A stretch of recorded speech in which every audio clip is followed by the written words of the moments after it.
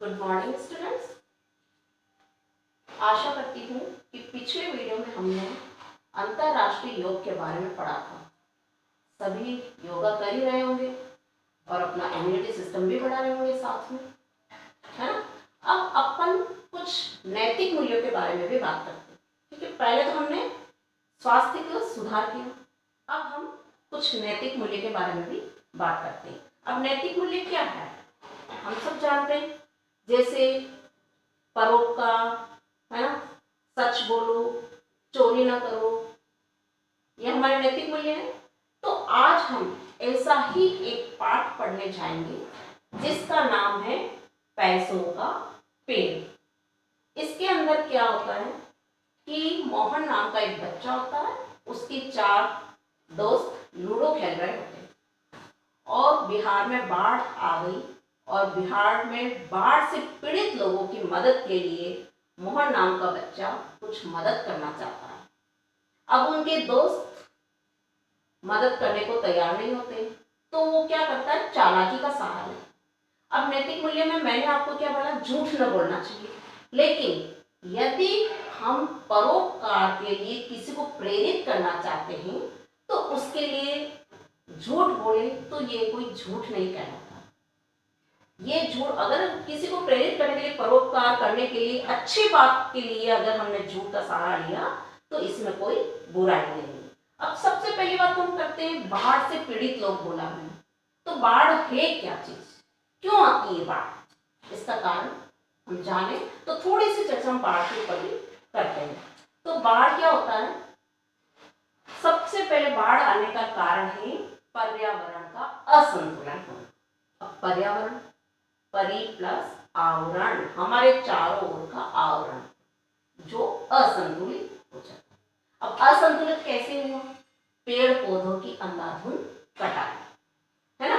आधुनिकता की दौड़ में सरपट दौड़ता आज का मानव यह नहीं जानता कि वह कहाँ जा रहा है। वो अपने आराम के लिए, अपने सुख सुविधाओं के साधन जुटाने के लिए वह प्रकृति के साथ किस हद तक छेड़छाड़ कर रहा है, इससे वो अज्ञात। हमें ऐसा नहीं करना चाहिए। मैं ये नहीं कहती कि उद्योग धंधे के लिए आप पेड़ पौधे ना काटो, हमें देश को विकास, हमारा देश अभी क्या है, विकासशील है, तो विकसित करने के लिए हमें उद्योग धंधे भी करने होंगे, बेरोजगारों को रोजगार भी देना होगा, तो उद्योग धंधे भी लगाने होंगे। उसके लिए हमने जब पेड़ पौधे काटे हैं या काट रहे हैं या काटेंगे, तो उसकी जगह हमें एक पेड़ अगर हम काटते हैं तो हर मनुष्य का कर्तव्य बनना चाहिए और हमें ये प्रतिज्ञा भी लेनी चाहिए कि हर मनुष्य एक एक पेड़ अवश्य लगाए। अगर एक एक पेड़ अवश्य लगाएगा तो हमारा पर्यावरण संतुलन नहीं बिगड़ेगा। स्वयं को पृथ्वी का सर्वश्रेष्ठ जीव मानने वाला मनुष्य सब कुछ जानते हुए भी अज्ञानियों जैसा व्यवहार कर रहा है और पिछले कुछ दशकों से उसने प्रकृति के संतुलन को इतना बिगाड़ दिया है। किसने, मनुष्य ने इतना बिगाड़ दिया, इतना बिगाड़ दिया है कि असंतुलन से फैले भयावहता चारों ओर दिखा रही है। और आपको ये तो बहुत अच्छे से मालूम होगा कि उत्तराखंड में बाढ़ का कितना प्रकोप हुआ। उत्तराखंड की घटना तो कोई भी नहीं भूल सकता है। इसकी चर्चा हम बाद में करेंगे। सबसे पहले हम पाठ 4 पैसों का पेड़, है ना। अब आप ये बताइए कि पैसों का पेड़ कभी होता है क्या सच में? नहीं, हम कभी पैसों का पेड़, अगर पैसों का पेड़ होता तो हम क्यों ये इतनी मेहनत करते, क्यों पढ़ते, क्यों लिखते हैं, क्यों इतना सब कुछ करते। आराम से पैसों का पेड़ बोया, पैसे बोए, पेड़ पे लगे पैसे, अपना आराम से कर लेते।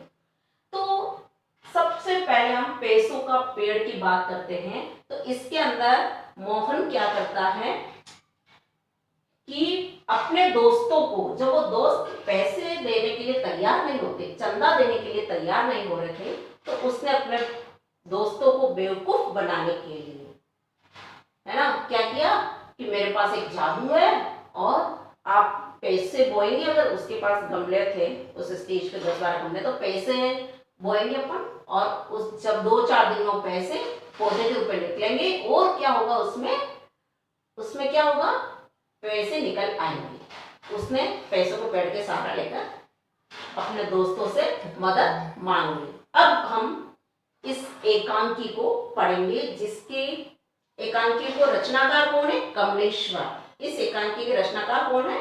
कमलेश्वर, जिसमें रीता, विमल, वीरू तथा मिथुन लूडो खेल रहे होते हैं और मोहन पढ़ता भी है, खेलता भी है। तो घर से संदूकची लेकर आता है और वहां पर खेलने वाले बच्चों के पास चला जाता है। चारों मित्र जहाँ खेल रहे थे और वो चंदा देने के लिए मना करते हैं।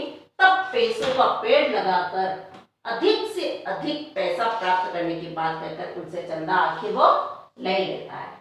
तो अब हम पाठ स्टार्ट करें। सबसे पहले हम पाठ का सस्वर वाचन करेंगे शुद्धता के साथ, और जैसे जैसे मैं पाठ का वाचन करूंगी आप अपनी उंगली उसके साथ रखेंगे। तो सबसे पहले हम शब्द और अर्थ देख लेते हैं। बाढ़ पीड़ित। अब बाढ़ पीड़ित क्या होता है? पानी में गिरे लोग। बाढ़ क्या होता है? पानी, और उस पानी में जो लोग गिर जाते हैं वो है बाढ़ पीड़ित। चंदा धन या वस्तु का दान। बेघरबा, बिना घर के यानी जिसका कोई ठिकाना न हो। चिथड़े, फटे पुराने कपड़े। इंतजाम, व्यवस्था। कोष, भंडार या खजाना। पचड़े, झंझट यानी किसी पचड़े में नहीं पड़ना, तो झंझट में नहीं पड़ना। मशगुल, व्यस्त। चवन्नी, 1 रुपए का चौथा भाग। इसी प्रकार से अगर हम अठन्नी करें तो 1 रुपए का आधा भाग। चवन्नी मतलब तो क्या हुआ? 1 रुपये का चौथा भाग, और अठन्नी बोले तो 1 रुपये का आधा भाग। ताज्जुब, आश्चर्य। हमें किसी बात का ताज्जुब होना, आश्चर्य होना। ठीक है, तो ये तो हमने चर्चा करी थी भी शब्द और अर्थ की।